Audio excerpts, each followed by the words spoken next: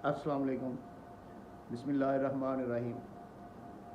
नाज़रीन, आज माशाल्लाह 25वीं रात रमज़ान की और ताक रातों में से एक रात है। अल्लाह ताला आपको भी और मुझे भी इबादत करने की तौफ़ीक अता फ़रमाए। कोई ज़्यादा से ज़्यादा कुरान की तिलावत करें, अल्लाह ताला की इबादत में नफ़ल वगैरह नवाफ़िल जो है ना वो अदा करें। और जो पाक रातों के लिए जो अल्लाह अल्लाह ताला के नबी ने जो दुआ फरमाई है कि अल्लाहुम्मा इन्नका अफ़ुव्वुन तुहिब्बुल अफ़्वा फ़अफ़ु अन्नी, यानी कि अल्लाह ताला तो माफ़ी को पसंद फरमाता है, तो मुझे मेरे सगीरा कबीरा जितने भी गुनाह हैं मुझे माफ़ फरमा दे। बड़ा अफसोसनाक वाक़या आज एक पेश आया कि हमारे जो मजहबी उमूर के वज़ीर साहब हैं, जो मौलाना अब्दुल शुक्र साहब, वो रहलत फरमा गया एक्सीडेंट में शहीद हो गए हैं। और अल्लाह ताला उनको जो है ना उनके लवाहकीन को सब्र जमील अता फ़रमाए।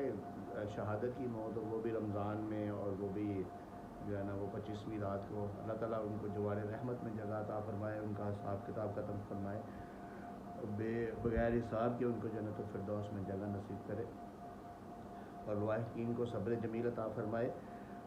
मुख्तलिफ़ किस्म के आराज़ और मुख्तलिफ़ किस्म के जो है ना वो लोगों के तबसरे उस पर आ रहे हैं, तो मेरे ख्याल में ऐसे तबसरे नहीं करने चाहिए। जो जिसका मामला अल्लाह ताला के साथ है, वो अब अल्लाह ताला जो है ना उनको, उनके लिए सिर्फ दुआ ही करनी चाहिए कि अल्लाह ताला उनको माफ़ फरमाए। दुनिया की ज़िंदगी में जो भी हुआ वो अल्लाह ताला बेहतर जानता है, नीयतों का हाल भी बेहतर जानता है, दिलों का हाल भी बेहतर जानता है। हर इंसान के जो अमाल हैं वो उसके अपने लिए हैं, वो किसी और के लिए नहीं है। तो हम सिर्फ दुआ कर सकते हैं कि अल्लाह ताला उनको जन्नतुल फ़िरदौस में जगह अता फ़रमाए। हम अपने टॉपिक की तरफ चलते हैं। आज एक वो टॉपिक, कुछ काफ़ी दोस्तों ने कहा था कि इलेक्शन के बारे में आप बताएं, लेकिन वो मेरा दिन भी यही था कि आज इलेक्शन पे थोड़ा सा वो आर्गूमेंट वगैरह करेंगे, तबसरा करेंगे। लेकिन उसमें यह है कि अभी थोड़ी देर पहले जो है ना एक बड़ा ज़रूरी किस्म के मैसेज दो आए हैं इकट्ठे ही, कि इकरारनामा के बारे में पूछ रहे हैं दोस्त। इकरारनामा या बयाना जो तहरीर करते हैं या एग्रीमेंट जो है ना वो तहरीर करते हैं, उसका क्या तरीक़ेकार है और वो कैसे तहरीर किया जाता है और उसमें क्या क्या शराइत होनी चाहिए। तो चूँकि हमारा ज़्यादा ग्रुप मेरा और ये यूट्यूब चैनल लॉ के रिलेटेड है, तो जिस वक्त कोई लॉ का क्वेश्चन कोई रेज हो जाता है ना, कोई पुट हो जाता है, तो फिर मैं जनरल जो है ना वो क्यूरीज को पीछे कर देता हूँ। क्योंकि जो मेरा मानना है कि जो अल्लाह ताला ने मुझे इल्म दिया है, वो मैं ज़रूरी है कि पहले वो बताऊँ, बाद में कोई अपने तबसरे शबसरे जो है ना वो करते रहेंगे। तो उसके लिए ये है कि मैंने इकरारनामा के बाबत जो है ना वो मैंने आज सोचा है कि आप लोगों को गाइड करूँ कि इकरारनामा किस तरीके से तहरीर किया जाता है। क्योंकि इकरारनामा एक ऐसी चीज़ है जो हमारी डेली रूटीन में चलती है। हम कोई भी, यानी कि कोई जगह ख़रीदनी तो बड़ी दूर की बात है कि हमने कोई प्रॉपर्टी ख़रीदनी है तो फिर इकरारनामा करना है, कोई बयाना शयाना देना है। लेकिन असल में ये है कि कोई गाय भैंस ख़रीदते हैं फिर भी हम इकरारनामा कर लेते हैं, किसी से उधार लेते हैं फिर भी हम इकरारनामा कर लेते हैं, किसी से कर्जा लेते हैं फिर भी हम इकरारनामा कर लेते हैं। कोई, यानी कि कोई भी हम ट्रांजैक्शन करते हैं, गाड़ी खरीदते हैं, आधी पेमेंट दी है बाकी आधी देनी है, हमने इकरारनामा कर लिया। तो इकरारनामे का एक ऐसा रोल है हमारी ज़िंदगी में कि वो बहुत ज़रूरी है कि उसको समझा जाए कि इकरारनामा चीज़ क्या है और इसको किस तरीके से तहरीर करना चाहिए। क्योंकि होता ये है कि 75-80% आबादी जो है ना उसको इस चीज़ का इल्म नहीं है कि वो लीगल लैंग्वेज या कानूनी ज़बान क्या होती है और उसको किस तरीके से तहरीर करते हैं। तो वो क्या करते हैं, वो या तो कोई वसीक़ा नवीस या कोई जो है ना वो शहरों में बाज़ारों में भी दुकानें बना के बैठे हुए हैं लोग जो तहरीरें करते हैं, स्टाम्प फरोश होते हैं, या जो है ना कोई वकील भाई होते हैं जो तहरीर वगैरह लिख के दे देते हैं। तो वो उनके पास जाते हैं लोग और उनसे तहरीर वगैरह लिखवा लेते हैं, पढ़ते भी नहीं हैं, और उसके ऊपर वो अल्हम्दुलिल्लाह करके, अल्लाह का शुक्र अदा करके उसके ऊपर साइन अंगूठे कर देते हैं। और फिर जब बाद अज़ां केसों केसी होते हैं या पर्चे होते हैं या इस तरीके से दावाजात होते हैं, तो फिर उनको पता चलता है कि ये तो वो उस वक़्त ऐसे हो गया था, ये उस वक़्त ऐसे हो गया था। तो सबसे पहली गुजारिश ये है कि आप इकरारनामे को पढ़ा ज़रूर करें साइन करने से पहले अपने साथ। अगर आपके रिलेटेड, आपकी फैमिली में, आपके इर्द गिर्द कोई बंदा भी आपका जानने वाला नहीं है, तो किसी दोस्त को, किसी दोस्त के दोस्त को कोई पढ़ा लिखा बंदा ले जाएं साथ, जो एक दफ़ा आपको पढ़ के ज़रूर सुना दे, आपका अपना बंदा पढ़ के ज़रूर सुना दे, जिसने लिखा है उससे नहीं, आपका अपना बंदा एक दफ़ा उसको पढ़ के आपको सुना दे कि ये चीज़ लिखी हुई है, तो उसके ऊपर फिर आप साइन कर सकते हैं, साइन कर लें। अब हम आते हैं करारनामे की तरफ कि करारनामा अगर प्रॉपर्टी का है, हम प्रॉपर्टी की एग्जांपल ही लेंगे क्योंकि प्रॉपर्टी के करारनामे के ज़्यादा मसाइल होते हैं, उसकी एग्जांपल ही लेंगे, उसकी मिसाल लेके मैं उसको समझाने की कोशिश करता हूँ आपको कि इकरारनामा जो है ना, उसमें सबसे पहले ये है कि दो फरीक होंगे, एक बेचने वाला और एक ख़रीदने वाला। अब अभी तो गवर्नमेंट ने चूँकि ऑनलाइन कर दिया स्टाम्प, अब तो किसी भी कोई क्लर्क वगैरह, किसी वकील साहब के क्लर्क वगैरह या कोई वसीका नवीस का जो आगे उसने बंदा रखा हुआ है, वो जाके तो स्टाम्प बैंक से ले आते हैं। जबकि होना ये चाहिए कि जो बंदा सेल कर रहा है, जो बंदा चीज़ सेल कर रहा है, वो चूँकि पैसे ले रहा है और उस वक़्त बेनिफिशरी वो है, प्रॉपर्टी तो उसने उस वक्त देनी है जिस वक्त रजिस्ट्री होगी, या अगर वो कब्ज़ा दे भी देता है तो ट्रांसफ़र तो नहीं होगी ना, ट्रांसफ़र तो उस वक्त होगी जब रजिस्ट्री होगी। तो स्टाम्प वो बंदा लेके आए जो बंदा सेल कर रहा है, और उसी के नाम से उसकी तहरीर का आगाज़ किया जाएगा, उसी को मन मकर बोला जाएगा कि यानी कि मैं बेचने वाला। अब वो क्या लिखेगा उसके ऊपर, जो पहली क्लॉज है ना, जो पहला पैरा है, उसमें वो लिखेगा कि मैं अपना नाम पता लिखेगा, और उसके बाद लिखेगा कि मैं इस प्रॉपर्टी का मालिक हूँ। अब उसमें ये चीज़ आपने ज़रूर तहरीर करनी है कि ये मालिक किस तरीके से है, इसके पास रजिस्ट्री है, इसका फ़र्द में नाम है, या इसके पास पीटीडी है, इसके पास कोई डिग्री है। तो जिस डॉक्यूमेंट के तहत, जिस दस्तावेज़ के तहत वो मालिक है, उस डॉक्यूमेंट का जिक्र आपने ज़रूर करना है, और उसका बाकायदा रेफरेंस दे के करना है कि ये इसका नंबर है, ये डेट है, इस डेट से ये मालिक है, मैं इसका मालिक हूँ, और ये मकान फ़लाँ जगह पे वाक़या है। उसके बाद उसका हदूद अरबा आपने ज़रूर लिखना है।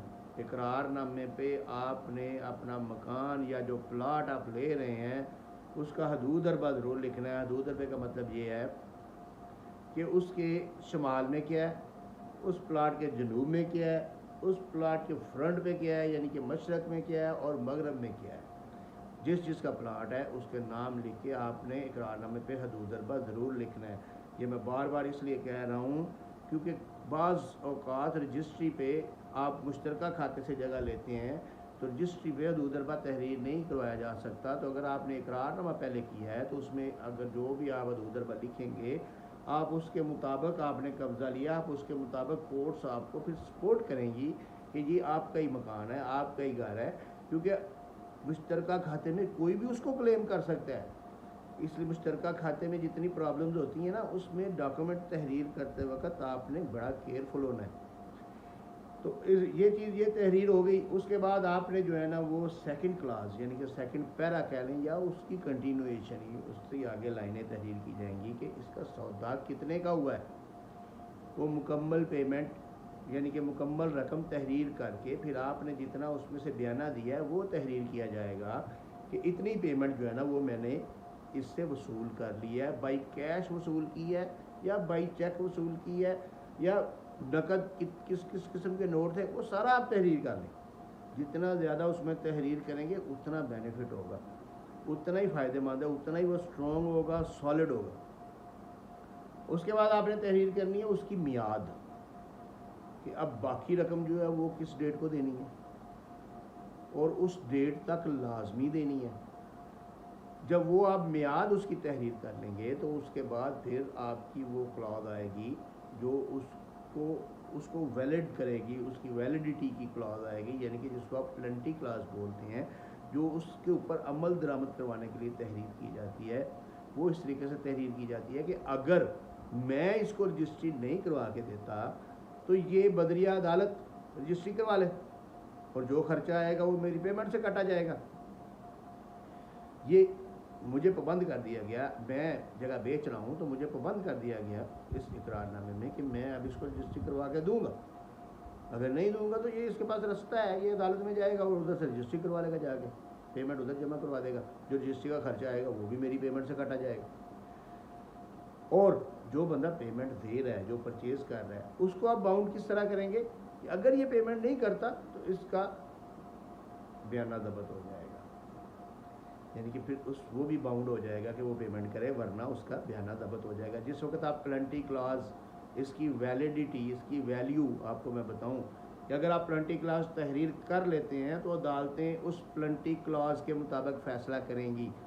अगर आप ये लिखते हैं कि ये अदालत के थ्रू वाला बात नहीं लिखते, बल्कि ये लिखते हैं कि अगर मैं इसको रजिस्ट्री नहीं करवा के दूंगा तो मैं डबल बयाना वापस कर दूंगा, तो फिर अदालत उसको रजिस्ट्री नहीं करवा के देगी, फिर अदालत आपसे डबल बयाना लेके उसको देगी। फिर आप उसका दावा इस तरीके से डिग्री होगा कि आप डबल बयाना उसको वापस करना पड़ेगा आपको। तो ये चीज़ें जो है ना, ये क्लॉजेस लिख के तो फिर नेक्स्ट क्लॉज जो आपने तहरीर करनी है वो तहरीर करनी है कि ये जो इकरारनामा है ये बाइंडिंग है, ना सिर्फ हम दोनों पे पार्टियों पे, बल्कि हमारे नुमाइंदों पे, हमारे वारसान पे, हमारे जो है ना वो आगे जितने भी कोई रिश्तेदार हैं या जो कोई भी क्लेमेंट हैं, जो यानी कि कोई क्लेम करने वाले हैं इस प्रॉपर्टी को, या किसी किस्म का भी कोई उसमें कोई आगे लगा लाना कोई भी है, उन सब के ऊपर, बच्चों पे, बड़ों पे, सब के ऊपर ये बाइंडिंग है। और ये तहरीर आपने उसमें बीच में लाजमी करवा लेनी है। उसके बाद फिर जो है ना उसके ऊपर साइन अंगूठे करने हैं। और जो अब जो ज़रूरी चीज़ें जो आपको मैं बताने लगा हूँ वो ये है कि जिस वक्त आप ये इकरारनामा मुआहदा तहरीर करवाते हैं तो जो बंदा तहरीर कर रहा है, जो लिख रहा है, उसके साइन और उसका अंगूठा, उसकी स्टैंप लाजमी करवानी है। ये चीज़ परमानेंटली दिमाग में बिठा लें। इसको स्क्राइबर बोलते हैं और वो ज़रूरी है। कोर्ट में जिस वक्त आप जाएंगे, अगर स्क्राइब जो है ना वो शहादत नहीं देगा तो दावा डिग्री नहीं होगा। इसके बारे में बेशुमार केसलात मौजूद हैं सुप्रीम कोर्ट के भी और हाई कोर्ट के भी कि स्क्राइब जो है ना वो बहुत ज़रूरी है, और स्क्राइब के बगैर जो है ना वो दावा आपका डिग्री नहीं होगा। तो इसलिए उसकी तहरीर आपने लाजमी करवानी है। इसके बाद एक और चीज़ आती है इकरारनामे की रोशनी में कि अगर इकरारनामा अभी उसकी वैलिडिटी मौजूद है, अभी उसकी मियाद मौजूद है, तो कुछ पेमेंट और करनी पड़ जाती है, या कोई ट्रांजैक्शन ऐसी आ जाती है बीच में, या कोई जगह का सौदा जो है ना वो थोड़ा सा फ्लक्चुएट कर जाता है। यानी अगर 5 मरले का था तो अब आपने कहा कि 4 लेना है, या कोई आपने मियाद बढ़ानी है, तो उसके लिए क्या नया इकरारनामा करना पड़ेगा? नहीं जनाब, नया नहीं करना पड़ेगा। उसी इकरारनामे की पुश्त पे, या उसमें कोई खाली जगह मौजूद है नीचे या इधर, या 3 पेज होंगे या 2 होंगे, उनकी बैक साइडें मौजूद हैं, उसी पे आप तहरीर कर सकते हैं और उसी के ऊपर आप साइन अंगूठे और गवाहान के साइन अंगूठे कर सकते हैं। वैसे तो एक जो है ना ये इकरारनामा 1200 रुपये के स्टाम्प पेपर पे होता है, लेकिन अगर आप सादे पेपर पे भी इकरारनामा कर लें तो उसकी वैल्यू भी वही है। अगर आप 100 रुपये के स्टाम्प पेपर पे भी इकरारनामा करते हैं तो उसकी वैल्यू भी वही है। इवन बड़ी हैरानकुन बात आपको बताने लगा हूँ कि अगर आप ज़बानी इकरारनामा भी करते हैं तो उसकी वैल्यू और उसकी हैसियत भी वही है जो 1200 रुपये वाले स्टाम्प की है। ये सिर्फ एक नफसियाती तौर पे हमारे ज़हनों में बैठ जाता है कि हमने 1200 का स्टाम्प कर लिया है, अब हम सेफ हो गए हैं। नहीं, अगर आपके गवाह मौजूद नहीं है तो 1200 का स्टाम्प भी नल एंड वाइड है। इसी तरह अगर आपने ज़बानी मुआहदा किया है तो आपके पास गवाह मौजूद हैं और सॉलिड गवाह हैं, वैलिड ट्रांजैक्शन है, तो वही जो है ना वो ज़बानी जो है ना वो एग्रीमेंट आपका जो है वो कोर्ट उसको डिग्री करेगी। तो इस तरीके से जो इकरारनामे की बाबत जो ज़रूरी चीज़ें थी, जो मसले मसाइल थे, जिस तरीके से तहरीर किया जाना था, वो मैंने आपको बताया। अल्लाह ताला आपको समझने की, और उसके बाद इसमें से अगर कोई आपका क्वेश्चन हो तो वो ज़रूर कीजिएगा। मेरे फेसबुक पेज पे कमेंट सेक्शन में कर लीजिएगा, या मेरे यूट्यूब चैनल के कमेंट सेक्शन में कर लीजिएगा, या मेरा नंबर जो मैंने वो आवेदा किया हुआ है हर जगह पे 032284555455, व्हाट्सअप भी उसी पे ही है, उस पर कर लीजिएगा। ईमेल एड्रेस भी बीच में मौजूद है, उस पर कर लीजिएगा। तो लाजमी कमेंट्स किया करें और वीडियो लाजमी शेयर किया करें, क्योंकि जितने भी आपके जानने वाले, चाहने वाले जो भी हैं, जो मेरे तल्लक वाले हैं, जो उन तक पहुँचे, और ये जो है ना इल्म की रोशनी जो है ना वो सब तक पहुँचे। कानून का इल्म है जिसका जानना हर शख्स के लिए ज़रूरी है।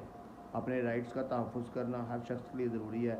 अल्लाह ताला आपको भी खुश रखे और मुझे भी तौफ़ीक दे कि मैं ज़्यादा से ज़्यादा आपकी खिदमत करता रहूँ।